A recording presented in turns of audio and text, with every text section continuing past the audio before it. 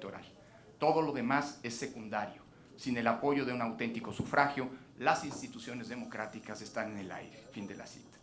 Partamos de una premisa que por evidente a veces parece que se ignora. El sistema electoral mexicano funciona y funciona bastante bien. Si no fuera así, no habría sido posible la tercera alternancia en la presidencia, ni el inédito grado de cambios de ganador que el país ha experimentado en los últimos 5 años, precisamente desde que ha venido operando el Sistema Nacional de Elecciones derivado de la reforma de 2014. Y no es que la alternancia defina la democracia. Todos sabemos que la democracia implica la existencia de condiciones reales que posibiliten que cualquier partido pueda ganar o perder. Si la alternancia ocurre o no, es porque así lo decían los electores con su voto. Pero el dato es que estas condiciones existen en el país. Solo así se explica que en alrededor del 60% de las elecciones realizadas desde 2014, a nivel municipal, estatal y federal, hayan habido alternancias y todos, repito, todos los partidos se han beneficiado de ese hecho. Para muestra, un botón. En 35 elecciones de gobernador, entre 2015 y 2019, ha habido 23 alternancias, es decir, 2/3 partes del total. Además, en los procesos de 2018 y 2019 se redujeron al mínimo los conflictos postelectorales y ha habido una aceptación casi unánime de los resultados. Estas elecciones, particularmente las del año pasado, son hoy un punto de referencia y de reconocimiento a nivel internacional, tanto por la capacidad de realizar comicios en situaciones complejas y de inseguridad, por las decisiones que garantizaron la paridad de género en la representación política, por el exitoso combate a la desinformación basado no en la censura o la criminalización de las noticias falsas, sino en información proactiva y pedagógica de las autoridades electorales, así como por el modelo de fiscalización, el más exhaustivo a nivel mundial.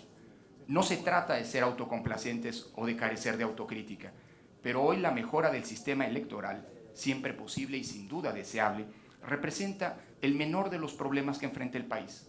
Volvamos la vista atrás, a 1989, y quizá la única asignatura en la que hemos avanzado consistentemente es la de contar con elecciones libres, equitativas y confiables.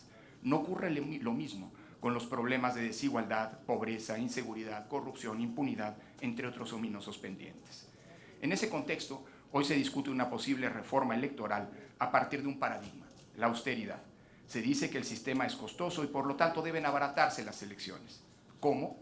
Entre otras cosas, según las iniciativas que están sobre la mesa, desapareciendo a los OPLE, fusionando áreas del INE, reduciendo o incluso desapareciendo el Consejo General del INE, recortando a la mitad las prerrogativas de los partidos políticos y disminuyendo el tamaño de las cámaras del Congreso a través de la eliminación o disminución de la representación proporcional. Propuestas que vale la pena analizar a fondo, tanto por sus efectos como por su viabilidad y por los ahorros que realmente podrían generar. No todo lo que se plantea, hay que decirlo, reduciría costos, al menos no en la dimensión sugerida. Pero sí, en cambio, todo lo que se propone conlleva alteraciones que podrían, si se hacen mal, poner contra las cuerdas a nuestro sistema democrático. Y me refiero a 3 aspectos en concreto: la autonomía de las autoridades electorales, la operatividad del propio sistema electoral y el pluralismo político al que hemos avanzado tras décadas de lucha democrática, principalmente desde la izquierda, hoy en el gobierno. Si se aprobara, por ejemplo, la iniciativa que plantea desaparecer los OPLE y sustituirlos por consejos locales del INE nombrados desde la Cámara de Diputados, no solo se generarían problemas operativos, sino que habría una vulneración directa a la autonomía del sistema electoral a partir de una cooptación política de las autoridades electorales. En términos exclusivamente económicos, pueden desaparecer los OPLES, pero eso implica que, si se quiere que el INE lo organice todo, debe transformarse o refundarse, ampliando sus estructuras en los estados, incrementando sus capacidades operativas y, por lo tanto, necesitando más recursos. Tal como hoy está diseñado el INE, no puede organizar simultáneamente, lo digo con todas las letras, así como estamos, no puede el INE organizar simultáneamente las 32 elecciones locales y además las federales, como ocurrirá, por cierto, por primera vez en 2021. Si el INE pudo organizar las elecciones de Colima y de Puebla, fue por su carácter extraordinario y porque toda su estructura se volcó a hacer esos comicios sin la concurrencia de las elecciones federales.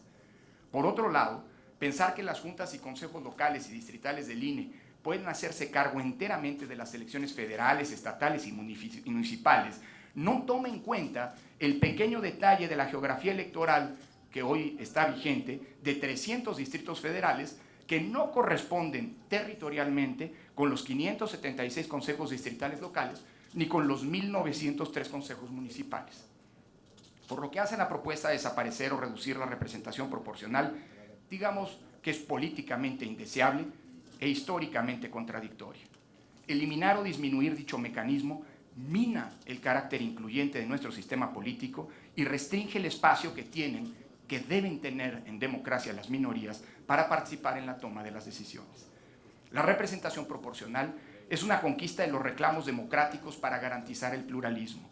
No hay que olvidar que hay que ser demócratas cuando se es oposición, pero más aún cuando se es gobierno. Más bien debería pensarse en cómo se incrementa la cuota proporcional o de plano avanzar hacia el ideal democrático de la plena proporcionalidad. Si lo que se quiere es reducir costos, propongo finalmente un par de medidas, muchas más puede haber, que pueden tener el mismo beneficio sin afectar a la democracia. El haber aumentado el financiamiento público local a los partidos políticos en 2014 implicó que hoy, además de los recursos federales, se eroguen 4.500 millones de pesos con cargo a las finanzas estatales. Si se modificara la Ley General de Partidos Políticos y se dispusiera que se multiplicara el padrón en cada estado por el 30% y no por el 65% como hoy ocurre de una UMA, se estarían reduciendo en el plano local 2.500, casi 2.500 millones de pesos al año. Por otro lado, el voto en urna electrónica, como ocurre en Brasil y en la India, nos ahorraría recursos en trabajo de campo, capacitación electoral, integración de casillas, documentos y materiales electorales, PREP, que es un sistema electrónico que goza de la confianza de todos los actores, y conteos rápidos, así como en cómputos distritales y recuentos. Solo en las elecciones federales serían ahorros de alrededor de 4.500 millones de pesos, por no hablar de los múltiples ámbitos en que dichas urnas podrían ser utilizadas.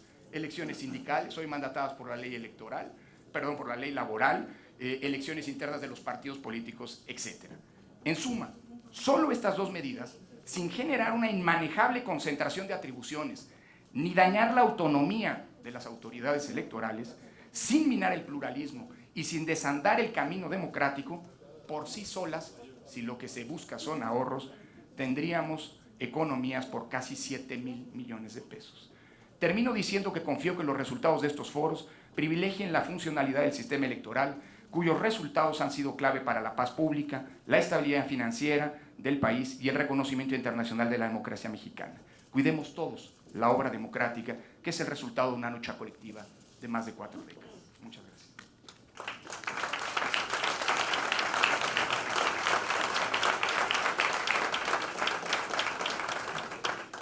Muchas gracias al presidente del Instituto Nacional